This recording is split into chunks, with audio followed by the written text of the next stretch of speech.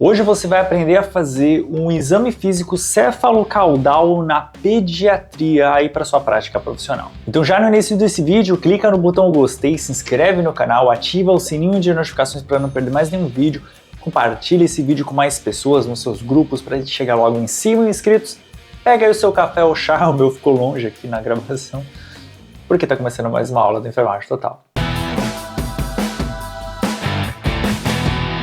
Fala enfermagem, como é que vocês estão? Eu sou o professor Fábio e hoje nessa aula eu vou te ensinar a fazer um exame físico cefalocaudal na pediatria. Só antes da gente ir para o conteúdo, eu quero falar rapidamente sobre esse óculos. Se você não está interessado em saber o porquê desse óculos, ou o porquê de eu vou estar usando esses óculos agora em todas as aulas práticas aqui do canal, você pode pular para essa minutagem aqui ou tem a seleção de capítulos aqui nessa aula, vai direto para o capítulo que você quer assistir. Mas esse óculos aqui é bem interessante porque ele filma, ele tem uma câmerazinha. E a partir de agora, em todas as aulas práticas aqui do canal, vocês também vão ter essa visão, a minha visão aqui, né? E vão poder ver toda a bagunça que tem aqui na frente, ó, vocês lá. Né? Vocês são aquela câmerazinha. Então, vocês vão poder também ter essa minha visão, não só a visão da frente, mas também a visão do profissional realizando esse procedimento. Eu acredito que a gente vai conseguir utilizar muito mais essa tecnologia ao nosso favor, a favor dos estudos a partir de agora. Então, compartilha ainda mais esse vídeo com outras pessoas, porque esse é o único canal de enfermagem / medicina que tu vai ter a visão do profissional realizando o procedimento. Então vamos começar aqui, ó. Quando que eu realizo o exame físico cefalocaudal na pediatria? A gente sabe que não é todo, não só na pediatria, mas também no adulto, não é a todo momento, à torto à direita, que eu vou sair fazendo exame físico cefalocaudal. Não, tá? A admissão hospitalar, paciente chegou admitido, chegou do pronto-socorro, de preferência no pronto-socorro, ali na admissão e tudo mais, mas se não deu para fazer ali, porque a gente sabe que esse pronto-socorro é corrido, quando chegar no setor tem que ser realizado um exame físico cefalocaudal nessa criança. Em consultas de puericultura, então puericultura, a criança chegou lá, recém-nascida, chegou do hospital, vou realizar também uma vez exame físico cefalocaudal nela, e aí até um exame físico um pouco diferente do que a gente vai ver hoje aqui, porque geralmente na puericultura a gente faz também os reflexos da criança e tudo mais, a gente realiza também isso tudo.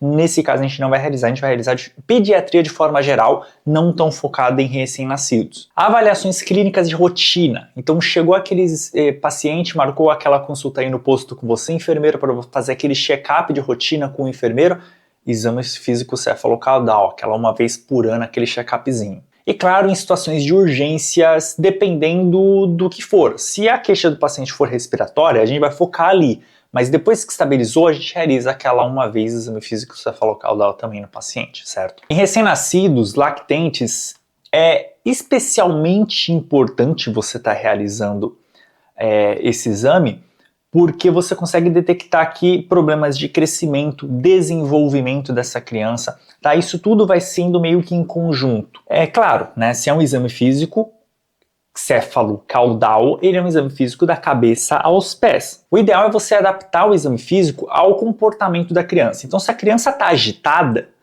eu vou adaptar isso. E minha indicação, geralmente a criança não está agitada logo no início do exame físico. Então eu, Fábio, o que eu te indico? Deixa já a ausculta pra de cara, faz a ausculta pulmonar, a ausculta cardíaca abdominal, tá? De cara, porque a criança ainda não está estressada, não está agitada. Porque se você deixar isso para momento por momento, sistema respiratório, sistema cardíaco, sistema não sei o que, pode ser que complique muito sua vida. O primeiro exame que a gente realiza, ou o primeiro sistema que a gente realiza na pediatria aqui, é um exame que vai durar durante todo esse exame físico, tá? Que é o do comportamento e do desenvolvimento. Isso você vai observando, certo? Então você vai olhar, idade da criança. Essa criança aqui tem 2, 3 meses de idade, 1 mês de idade, que seja. Para 1 mês de idade, o que eu espero que essa criança já esteja fazendo? Que ela esteja agarrando aqui meus dedos, tá? Que ela tenha aqui os reflexos. Quero que ela me olhe, me siga, né, aqui visualmente. Então eu preciso saber o que eu espero de desenvolvimento e crescimento dessa criança. Tá num tamanho adequado? Peso tá adequado? né, a altura, o comprimento dessa criança está adequado para a idade, né, isso tudo aqui a gente vai levar em consideração também. E isso durante todo o exame, tá? Eu vou realizar, sei lá, exame aqui abdominal, palpação, eu vou ver qualquer resposta que ela está me dando. Será que é uma criança que está totalmente apática, está aqui paradinha e não está nem aí, que eu estou palpando? Isso pode significar alguma coisa, tá, para mim. Então, até recentemente eu tive aqui no hospital um caso da criança que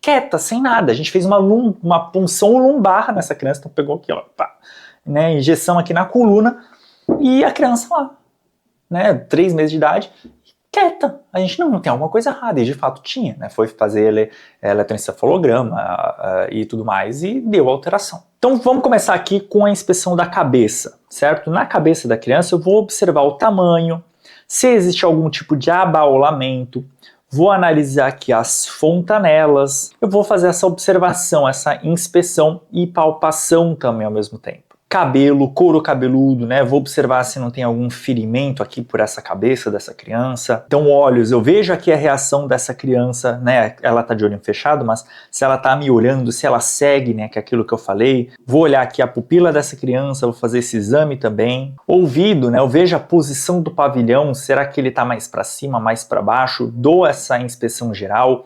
Se eu souber fazer, né? Você pode estar pegando aqui como material o otoscópio, faz o exame aqui, né, do ouvido dessa criança, né, e vejo se tem algum tipo de alteração.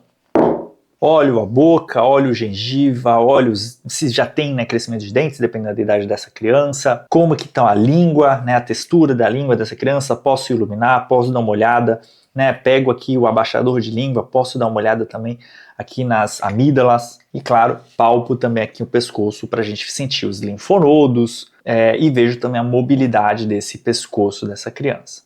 Veja que eu fazendo isso nessa primeira avaliação, só na cabeça, tá? A gente não avaliou mais nada.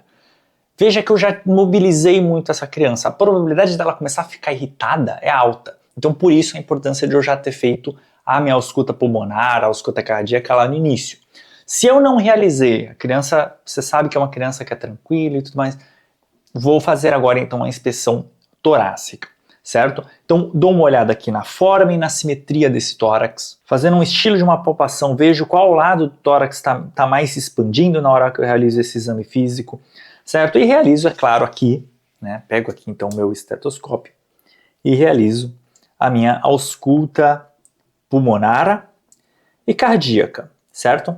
É claro que é uma criança bem pequena, esse estetoscópio aqui não é o mais indicado nesse caso, eu deveria estar utilizando um pediátrico, um neonatal, um estetoscópio menor para eu conseguir abranger as áreas mais corretamente. Se você tem dúvidas aí de como realiza a ausculta pulmonar cardíaca, seja em crianças, seja em adultos, já tem vídeo aqui no canal onde eu te ensino em 17 minutos. Mano, 17 minutinhos, pum, você vai aprender a fazer a ausculta pulmonar. Veja também a inspeção do meu abdômen, né? Então, e aí lembrando que a avaliação do abdômen, ela tem aquela sequência diferente, tá? Eu primeiro inspeciono, vou para a ausculta, depois a palpação e a percussão consequentemente, tá? Então, eu vou olhar aqui o formato desse abdômen, né? Claro, no caso aqui eu já teria despido essa criança, mas essa roupinha por algum motivo não sai. Então olho o formato aqui desse abdômen, se está distendido o abdômen, se tem algum tipo de cicatriz. Ausculto, né, esse abdômen, vejo aqui os ruídos hidroaéreos aqui em todas as partes dessa criança, isso se já não tiver feito lá no início do exame. Palpo aqui os principais órgãos, então fígado, baço, vejo reflexoador, se tem algum tipo de massa. É claro que durante todo esse exame eu também estou fazendo a inspeção da pele, tá? Como eu falei aqui da cabeça, uma cicatriz, um abaulamento, uma vermelhidão, mesma coisa eu vou fazer em todos os sistemas aqui, né? Então eu olhei o abdômen, olho também a inspeção dessa pele, do abdômen, das costas, né, da região torácica também, que eu auscultei aqui na frente, obviamente eu escuto também a parte de trás das costas, Então eu vou fazendo também a inspeção da pele ao mesmo tempo. Avalio também sinais de desidratação, dependendo da queixa dessa criança, e mesmo se for sua rotina, também realizo sinais de desidratação. Então vejo se as mucosas estão ressecadas, né? Vejo a coloração da pele, vejo o turgor da pele, eu consigo estar aqui, né, sentindo um pouco do turgor dessa pele. Após a inspeção, né, que eu estou fazendo ao mesmo tempo aqui na região abdominal, eu venho aqui para a genitália dessa criança, né? Então essa criança aqui no caso tem um sexo neutro, né?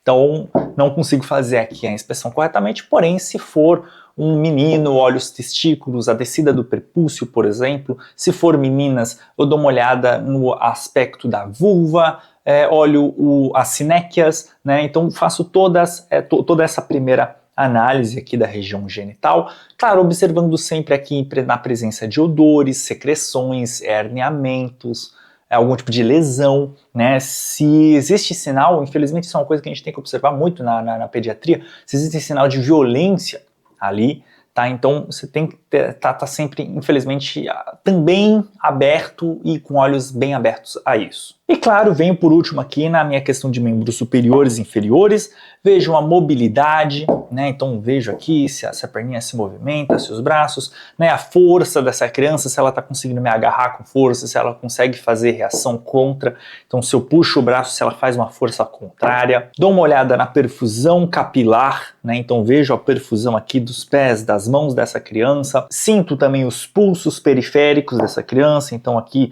pedioso, pulso aqui radial, consigo olhar o braquial, consigo olhar o femoral, né? Consigo ver vários pulsos, sentir vários pulsos aqui dessa criança. E claro, também prestando atenção na questão da pele, lesões, edemas, deformidades e assim por diante. Bom, aí a gente termina. Esse é o exame físico cefalocaudal da criança, certo? É importante você estar pensando que essa criança não está sozinha. Geralmente ela vai estar ali com os pais, os acompanhantes. Então, toda etapa, tudo que você for realizar, explique, tá? Para não soar estranho. Eu, Fábio, por exemplo, se estou fazendo o exame físico da menina, do nada abaixa a calcinha dela e começa a inspecionar a região íntima, é estranho. Tá? Então explique o porquê você está realizando, o que você está realizando. Ali da mesma forma, mulheres, né, enfermeiras, que é a grande maioria de vocês, né, na hora que for realizar um exame físico, seja numa menina, num menino, por exemplo, sempre explicar a todo momento, estou inspecionando na cabeça, o que eu estou vendo, o que eu estou procurando, tá? Porque nesse momento, isso acontece com muita frequência, tá? Na hora de eu explicar para os pais o que eu estou fazendo, eles vão falar, inclusive, na semana passada ele estava com isso aí na cabeça. Ponto. Uma chave, sabe? Me veio mais informações ali da coleta de dados, que muitas vezes foi bem feita, porém faltou e o pai se lembrou ali só porque você falou, tá? Isso acontece com muita frequência. E é claro, uma tática também muito interessante é que você pode estar utilizando brinquedos aqui para você distrair essa criança enquanto você está realizando o exame físico, ou chamar a ajuda de um técnico, de algum outro colega, né? Se você for estagiário, você provavelmente vai estar em mais de um estagiário, leve outro junto com você, para um distrair enquanto o outro realiza o exame físico. Isso ajuda e ajuda muito.